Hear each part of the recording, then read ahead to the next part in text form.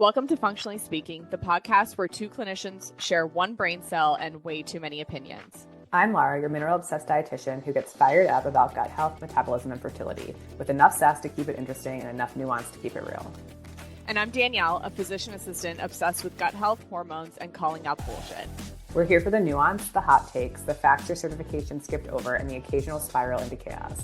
If you're a health coach, practitioner, or clinician who's slightly functional, just like our mitochondria in our recording process, you're in the right place. We're not here to sugarcoat the science or pretend there's one right way to do this work. We're doing it our way, unfiltered, slightly feral, and always with love for the humans we serve. Let's get into it.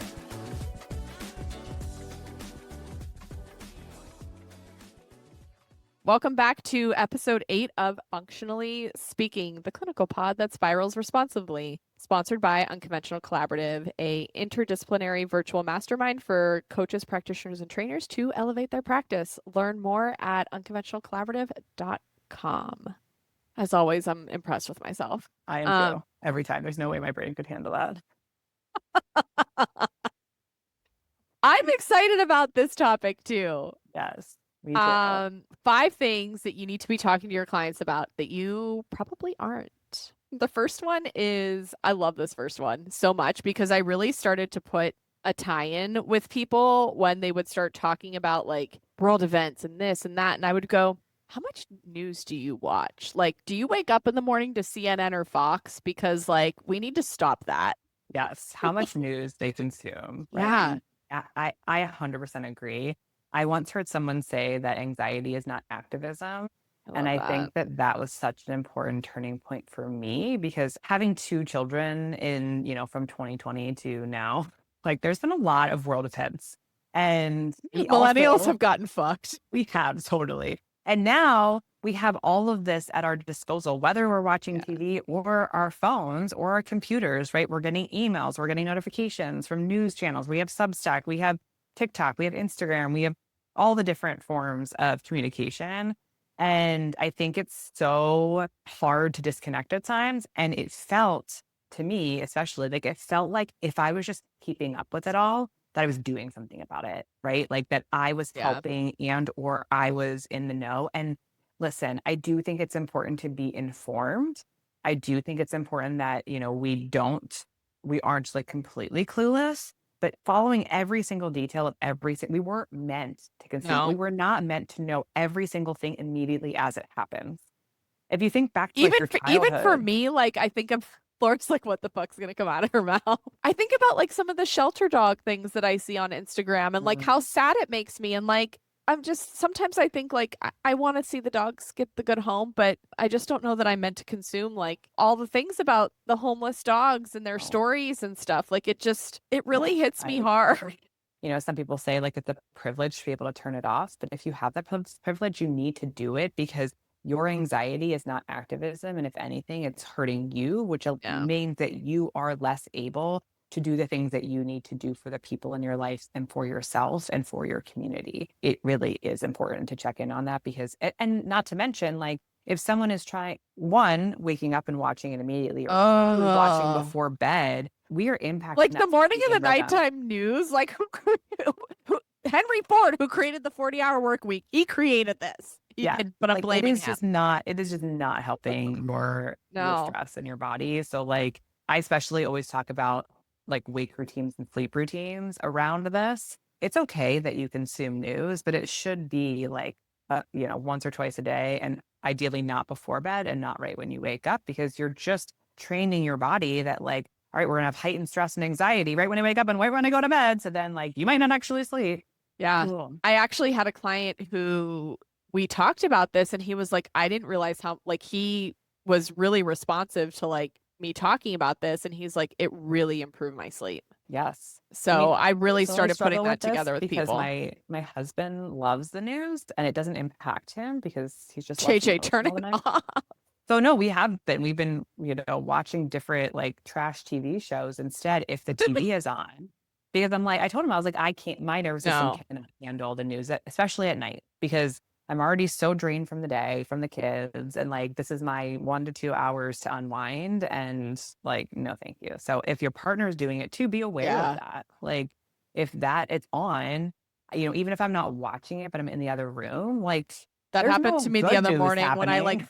I heard like a news thing blaring from Marcus's phone and I was like, it's You're 7 off. a.m. I literally can't. It's just I'm very protective of my mornings and my evenings and like 7 a.m. And I was like, that's all I can think about after you said 7 a.m. you're being too loud. Literally. All right. What's the next one? This pairs well. Average social media or screen time per day. Huge. Massive. I have people reporting like 3 to 4 hours of And social it's not their media. job. I don't Like, spend that much time on social media. no, no, no. And the days that I do, I notice my mental health is like not great. 100%. I also, 100%. as a mom, and obviously we both work with a lot of families and moms, like there's a huge impact on kids too. And I know this can be such a touchy subject because using screen time for children obviously gives the parents a break. But my whole question is like, why is that the only break that you're able to get? Right? If we aren't helicopter parenting, we talked about this before we got on, of like Yeah. your kids and letting them play and letting them. Yeah. I saw someone post about this recently, like letting your kids struggle, not like in the So sense of important. like yeah, like and it builds confidence. That's what people don't realize of like, Yeah. and it is hard. Let me tell you, having kids who I love and am obsessed with, it's hard to watch them struggle, but it's not like I'm letting them struggle like in the pool when they can't swim, right? Like when they're life or death. Like I'm, That's the example that you jumped to. right, but like I think people think that, and I'm like, no, like he doesn't want to put his plate away after dinner. I don't put his plate away for him. I Yeah. give him the opportunity to say, okay, it's your job, buddy. Like, and I also just heard someone say recently, use the phrase of like, oh, who do you think's going, like, who are you leaving that for? As like a cleanup Ooh. tactic. And not as like a judgment, or just and to have them reflect of like, Yeah. oh yeah, like I am a part of this family. I do. And Yeah. so I think that I like that. anyway, I got off topic because I think people just rely on screen time and say, well, I need screen time for a break. And I'm not judging So if you many of my need it. clients say that at night. Like it's my like they feel like Why is that they're your being only they feel like downtime? they're being punished because I'm asking them to take that away. And I'm like, listen, like I get it. I understand what you're saying. And I'm sure there's like so many other clinicians listening to this who have clients or patients like this. And so I brought up some like studies because I think it's important as a practitioner to have this conversation because here's the thing is that screen time is not just impacting your client, it's impacting the whole family. And so in children under 5, higher screen time was associated with worse social emotional development, specifically a higher odds of the following: hyperactivity in 39% and emotional problems in over 21%. And that's a How many kids are we fucking medicating that don't need fucking ADHD stimulant yeah, methamphetamine medication? not to mention our next Like, thing you need to talk about with your clients will also play into this. yeah. But the recommendation is a maximum of 1 hour daily screen time in That's children's so ages much in 2 a through kid. 5. No, it's not much at all. That's the problem. 1 hour Oh, is not much at all. But that's what people don't realize of like, we're not saying none. But I mean, like, for instance, and you don't need to compare it to me, but like my 1-year-old gets no screen time, but my 4-year-old gets less than an hour on Saturday and less than an hour on Sunday. And he yeah. gets it because he doesn't nap anymore and his brother's napping and he does need to like sit down. So we utilize it then, but that's it. And you know what? He's Yeah. totally fine. Like, and we set boundaries around it. I always tell him how many episodes of Thomas do you want? And he picks. And he picks usually 4 to 6, and they're usually 10-minute episodes. And then it recommends no screen time in children younger than 2. And you know what's sad is we just went to the zoo this weekend with our kids and Oh, my friends' kids. And there I saw this kid on an iPad in a wagon, and I'm like, the zoo. And listen, I understand that there's yeah. different kids with different sensory needs, and you don't know the whole story. So I try really hard not to judge. But it is also hard to say, like, why are we bringing our kid to a zoo where it's outdoors, where there's so, like, my kid was having so much fun, like, exploring and understanding the world around him.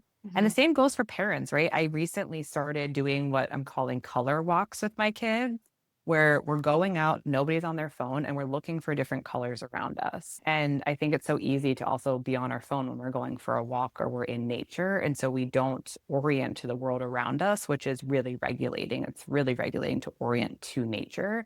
And so I think it's also trying to say, okay, is there something that I can do that I don't need to be on my screen for one? 100%. So important. These first two are so detrimental to people. If you are not talking to your clients about this, like add these things to your intake form, like Totally. take them straight from us. Because some people like, and I even have people that say that they like learn things from doing my intake form too. Like some people Yes. don't know. And so like I always say like awareness is that first step to change, right? Like if you're not aware, like you're ignorant. So Totally. there's a lot that we could both go on and say about this, but Definitely asking those questions because yeah. it's also, I mean, here's the other thing that's pertinent to their health for both of these. How much information are they getting about what they should be eating, how they should be working out, what they should do for their cycle, right? Like they're being bombarded constantly. And the Oh my more God. time they're spending on screen or the more time they're watching the news or consuming it, they're getting all this information that they can't possibly filter. Correct. And so that's important too, to understand, like, maybe that's why they're constantly like, should I seed cycle? Should I do CrossFit? Should I, whatever their questions are. So I think that can also help you as a practitioner understand, like, oh, wow, that's why they're having so much trouble focusing on what we're doing because they keep getting inundated with, so and so telling them to, biohack, whatever. The All right, third one. Oh, this one is from the collaborative. Yes. It's changed our life. So let's talk about it. Yeah. If you are not screening for an airway or breathing issue in your clients, you need to start. This is the root cause of so many different issues. And this is not just like I will say like your parents' sleep apnea, where it's like, or what you learned about in PA school, where it's like the fat man over 40 who has a thick neck and a big belly. Like everyone can have airway issues, and we are actually becoming disevolutioned where our mouths are getting narrower, our facial structures are getting very narrow. I have this problem, and I've been doing myofunctional therapy for it, where it's creating airway breathing issues for people. And what that means is like people aren't oxygenating, right? So like if you're not oxygenating, that's not great. Like No. you can go, 7 to 14 days without water, depending on the person, and like multiple days without food. But like if you go 3 minutes without air, you'll die. And so like when I went to the dentist to talk about this, he was like, oh, if you believe in that airway breathing stuff. And I go, what, like oxygen? Like, what should you believe in it? Like, what hoax are you talking about? The air that I'm breathing? Sir. Yes, no, I'll just stop breathing. No, Yes. baby. No, you don't really need that airway stuff. It's not like we screen for airways either when we put people under anesthesia anyways. So some of the things I would like to talk about, some of the lesser known symptoms of this that I think are really, really important. I have my screener up. Do you have your screener up? I was pull mine up.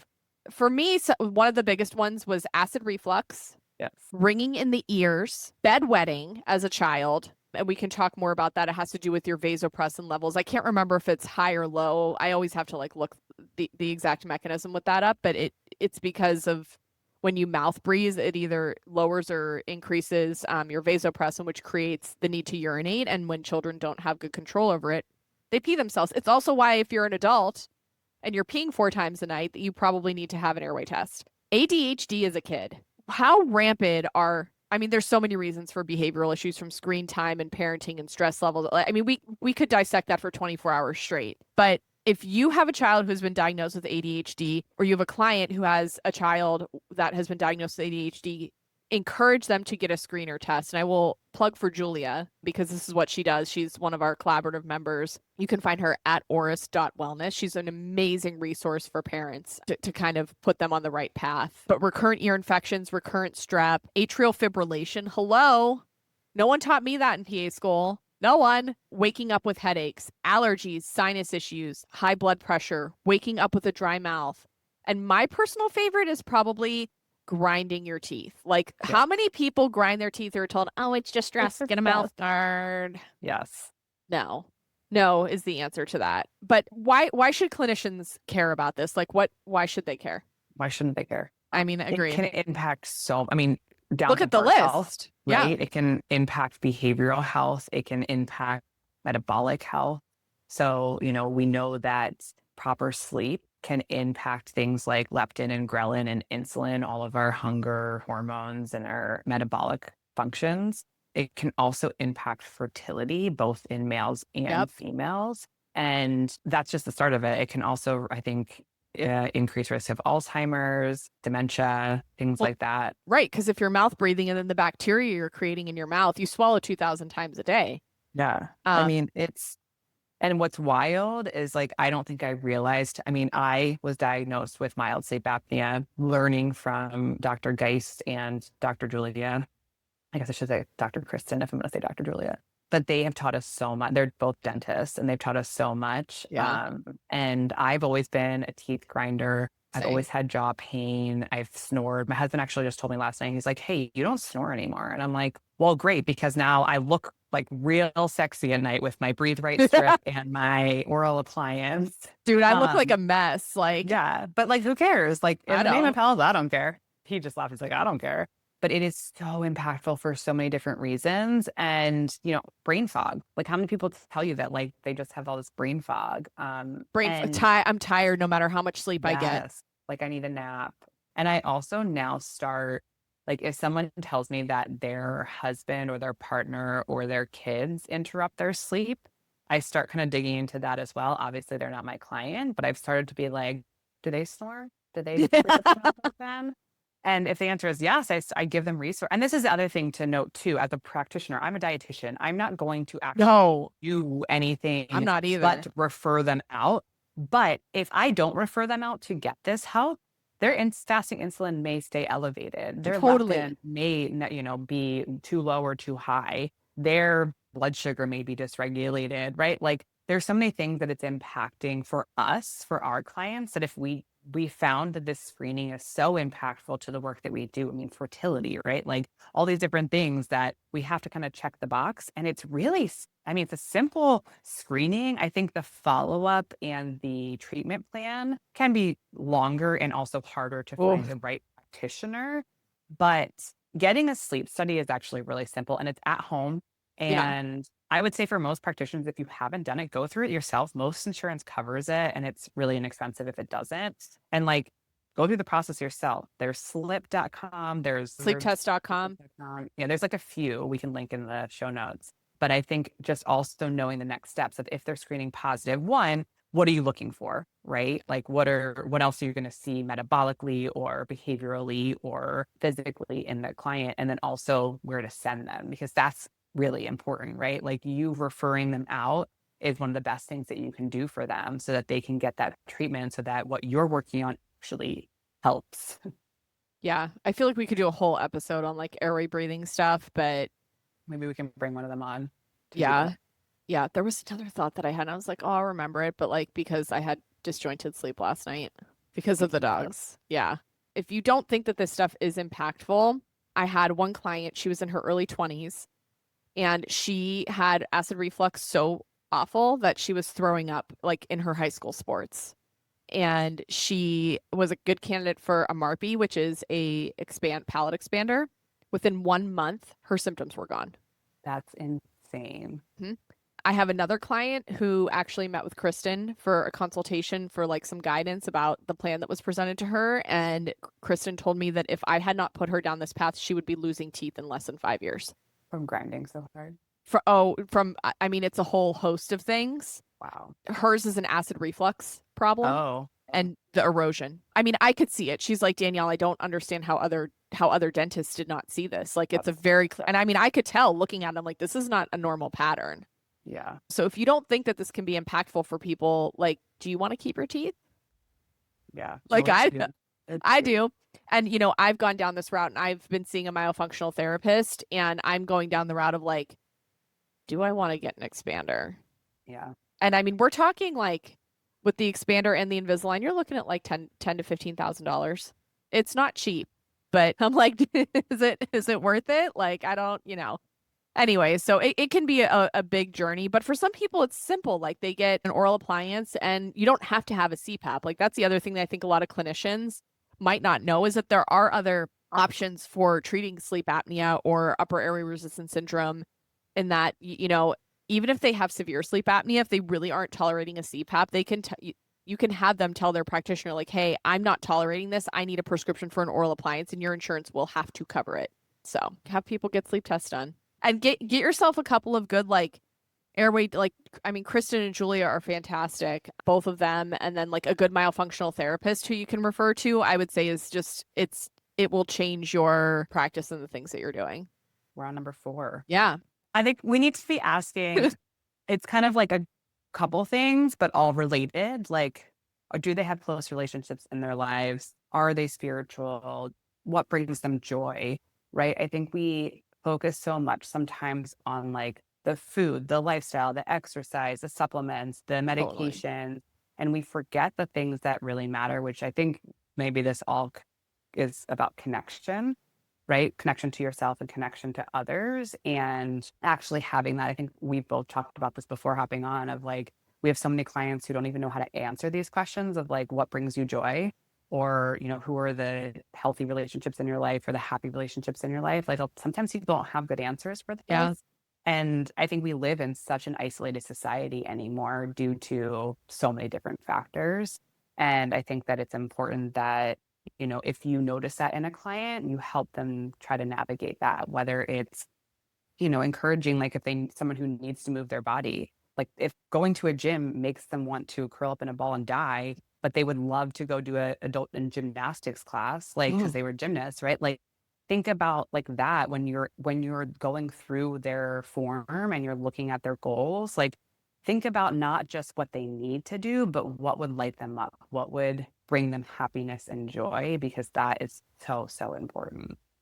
Yeah, I agree. I mean, like, I don't really have a lot to add to this, but asking about I would also say like asking about strained relationships. I have a question on my intake form about family estrangement or strained relationships, just being someone who's been through that and I guess still goes through that. I think that is, it really shapes a person. So I think that's an important thing also to understand about like, hey, like this person doesn't have their mom or their dad. Like even as an adult, like it just has a low-key suck value to it. Totally. Which also goes back to like screen time and shit, because if you're seeing people be like, Happy Mother's Day, like, right. And you're like, Right. well, my mom's dead and she was toxic, so great. But yes, we 100%, we I think cope in humor over here. we do. Okay, I think we can go to number 5, and this one's kind of quick, but asking people to tell you their story, their health story. And I personally, like, I do this first on my intake form. I don't know about you, Laura. Yeah, I do too. And I tell them like, you know, whatever you feel is most important to you, whatever you feel is relevant. I give them some examples, but I ask them to answer it first. And I think that this is really important just so you can see before you gather the information that you need, like what's important to that person. And I think it's also understanding like where they're coming from, because, you know, it's so easy to look at someone objectively and say, oh, well, they have high blood sugar or they're struggling with infertility. But like Danielle said, of like, okay, but what's actually going on in their life? What is really standing out to them? Or we've both seen this too. Are they even able to tell you about their story? Dude. Yes. Right. And one, I think as a practitioner, this can usually guide me into how our first session's going to go. Of like, are this going to be someone who feels really open and like is going to spill, or is it someone who is going to struggle a little bit, whether they're disconnected with their self or they have trust issues, or, you know, they've been burned in the past from practitioners or relationships. So I just find it kind of first gives me that insight into like, all right, what's going on? And second gives me that insight into like, who am I meeting with? And are they going to be open? And not, this isn't good or bad, right? It just gives you the idea of like, all right, am I going to have to ask more questions to get more answers? Or is this person going to be a little bit more forthcoming and more aware of what's going on? Yeah, I'm always very curious when I get like 3 sentences in that. And I'm like, you're like, I feel like this is, and especially like depending on what happens on the rest of the intake form, I'm like, yeah. This oh is, God, we get like the 1-word answers and we're both like, this is, yeah, there's more. Tell me more. Yeah, tell me more. All right, let's go for the bonus question. That is so important. And both of us have it on our intake form. Specifically. Drum roll, please. Danielle. Have you ever had breast implants? Now, this needs to be a specific question for several reasons, but number 1, people do not report it as a surgery sometimes. It's like women not reporting birth control as a medication. Correct. Not reporting coffee or cream in their food intake. Yes. I don't know why this has been a pattern with me where I've had multiple women with breast implants with certain issues that align with breast implant illness. And I'm like, we need to talk about this. And it's such a hard conversation. And I get it. I had one woman who was like, I will never take them out. I don't care. And I said, okay, I can deal with someone who at least is like, I was like, okay, well, you may suffer forever with that then. Like, and if you're okay with that, then like the call's coming from inside the house and I can't help you.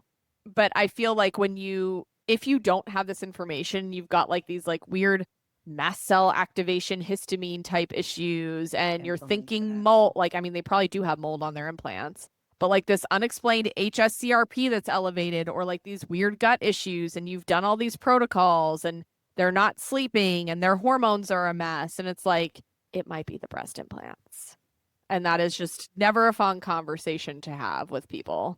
And I just think the more we get into our practices, the more we find these things that you have. And there are some things you have to ask 3 different ways. Yes, I ask about trauma like 1,000 different ways on my intake form. So I think but this is something that we just both agreed on. We're like, this is something that has to be direct, point blank, yes or no. Because if you're asking about any past surgery, it could be missed. And it can cause a lot of inflammation and disruption in the body. Yeah. Ask your clients about their boobies. And basics of our biohacking always. We'll see you next week. Bye. Bye.